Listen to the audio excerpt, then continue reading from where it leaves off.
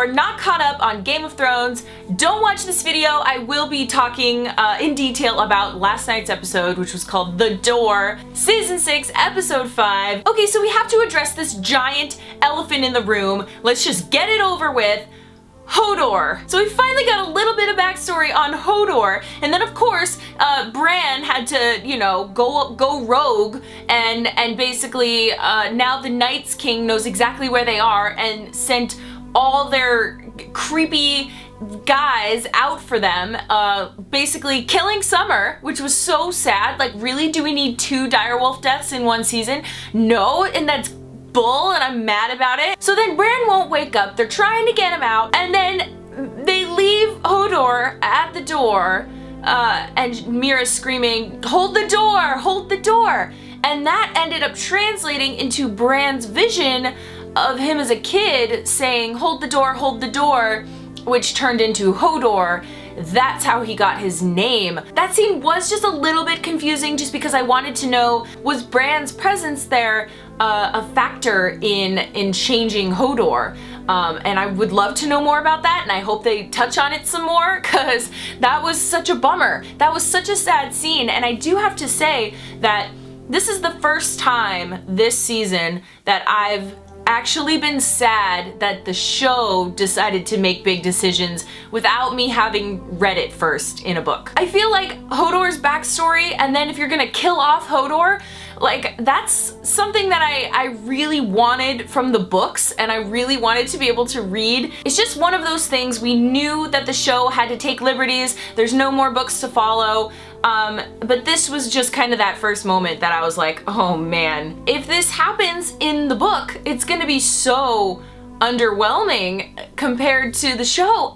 It's just so confusing for me, and I'm not sure if it was even necessary. I mean, I guess we don't know 1000% if HODOR's dead, but odds are yes. That scene was just so sad, and I felt like it almost wasn't even that necessary. Why didn't they get up and start moving as soon as they knew that the Night's King was coming for them? Why didn't they just get up and start running? It took so long for them to get going, and oh gosh, and then Mira runs out and sees the whole army, and the Children of the Forest are like, you better get Bran and run. Oh man. I guess they're trying to progress Bran's storyline, but it was just such a bummer to watch HODOR go down and to watch Summer go down, and it was just like a heartbreaking scene, and then for it to also translate into how HODOR became HODOR. I mean, every single episode this season has actually been really good, and I was just so bummed at the end of last night's episode because HODOR didn't need to die. Like, why? What was the purpose of that? I guess he saves Bran, but he's been saving Bran for years and helping him, and I hope he's not dead. I hope HODOR finds a way to come back and I don't know. He's gone, but whatever. I'm so sorry I didn't do a review last week because last week's episode was so epic, and I really wish I did, with Dany killing all of the calls and then walking out and everyone bowing to her. That was an incredible scene. We had Jon and Sansa's reunion. Oh my gosh, like I almost cried, I'm not gonna lie, just because you've seen all the pain and turmoil Sansa has gone through, and for her to finally see one of her family members again after so long, and for it to be Jon Snow, someone she always called bastard or not part of the family. She always took after Catelyn because Catelyn always had this disdain for Jon, so it was so interesting to see her refer to him as her brother,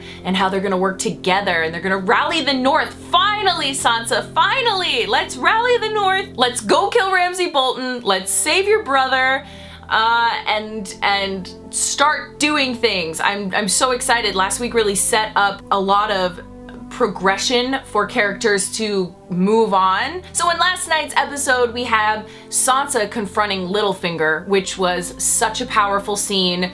I absolutely loved that, and she ended up getting information from him, but she lied to Jon, which Brienne brought up, and I thought that was very interesting. Anything with Sansa and Brienne, and now Jon, all three of them together just have this really cool dynamic, and I just want to keep seeing more of. I absolutely love the scene with Yara, Greyjoy, and Theon and their uncle. I remember that scene in the books and how badly Asha in the books, Yara in the show, wanted to be the queen because she definitely is the most fit to rule the Iron Islands, and oh, it's just such a bummer to see it not work out for her, but hey, they stole all the ships, and I'm really excited to see where they go from here. We got a really interesting bit from Arya. She basically has to go kill an actress, which was so interesting to see because they were reliving her life, and she had to watch her father get mocked and beheaded all over again. I feel like this was a huge test for her because she had to watch that, and now she has to go carry out this murder, and she seemed very hesitant about it, about killing the actress, so I guess we'll see if that actually comes to fruition and if she decides to do it. As much as I love Arya as a full-blown assassin, I kind of just want her to realize that she's not no one. She's Arya Stark, and she has a purpose in her life, and she could go take her skills that she learned and translate that into helping her family. Gosh, I want to see that from her. It's so sad that she's like off doing her own thing right now, but I think eventually she'll go back to Westeros and hopefully rally with Sansa and Jon. If we could get all the Starks back together, oh, that would just be so amazing. But you know, let's be thankful that we have Sansa and Jon together for now, because I definitely love all of that. I do have to say this season is lacking a bit of Tyrion. I want more Tyrion. All the scenes that he does have are fantastic, and I loved the scene where he and Varys met with the Red Priestess and how she wants to help them, which is very interesting to me. I just think the Red Priestesses and the Lord of Light followers are so fascinating, and I want to know more about them. And I thought they did a really awesome job introducing a new character. I think she's gonna be really interesting this season, so I'm hoping she's gonna be awesome. Oh my gosh, we also had a heart-wrenching scene where Dany finds out that Jorah has the stone disease, and she basically sends him away to go find a cure and then come back to serve her. What an awesome moment, because Jorah finally got to tell her that he loved her, and she, in her own way, just kind of finally got to accept it. And that was just such a beautiful moment and heartbreaking, and I hope Jorah does find the cure because, gosh, I'd love to see him battle alongside Daenerys. But this season they keep showing how he's old and he can't fight as well as he used to, and Daario Naharis is, you know, really good at pointing those things out about Jorah, but you know, maybe we all have to face it that he just isn't the guy that he wants to be. He's not a young, you know, fighter anymore, and I don't know, maybe this is the best option for him instead of dying in battle, but I don't know. I still hope he finds a cure, goes back to Dany, and gets to, you know, help her out a little bit. So something really interesting that I forgot to bring up, which I totally think is gonna come back in a huge way later on in the show and the books, we saw that the Night's King and his like higher ups could walk through fire, but the rest of the minions could not go through the fire, which has always been a theory that Daenerys would come over with her dragons and just wipe them all out, all the White Walkers, but as we saw, there's a few of them that didn't seem to be bothered by the fire. So I thought that was something really interesting. I think it's one of those things that they did on purpose because they're gonna bring it back in a big way. And so I'm really curious to see where that goes. But overall, I loved this episode. I loved last week's episode. The show has been really good. My only complaint is HODOR. Characters have to die, I guess, because it's Game of Thrones and your favorite characters die all the time. But HODOR just kind of seemed like one of those characters that probably seems expendable, but to have him go was, I don't know, I guess more heartbreaking than everybody thought. I don't think it was fair to HODOR, and I'm still holding out hope. If I don't see a dead body, then I'm still holding out hope, but oh man, could you imagine if he turned into a White Walker? Whew, that would be super scary. I still am holding out just that tiny, tiny little glimmer of hope for HODOR, but I think he's dead. And it's very interesting that they killed off 2 direwolves back to back. Why did they do that?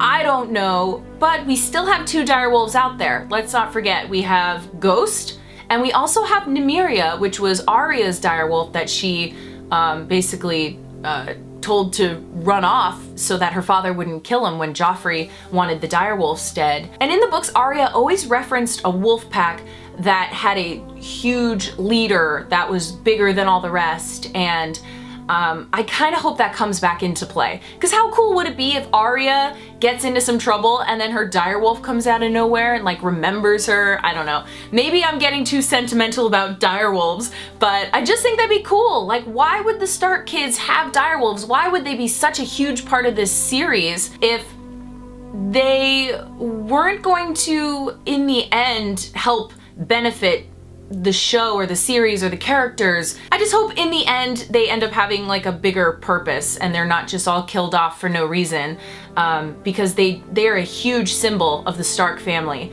So it's very interesting. I wonder. I really do wonder.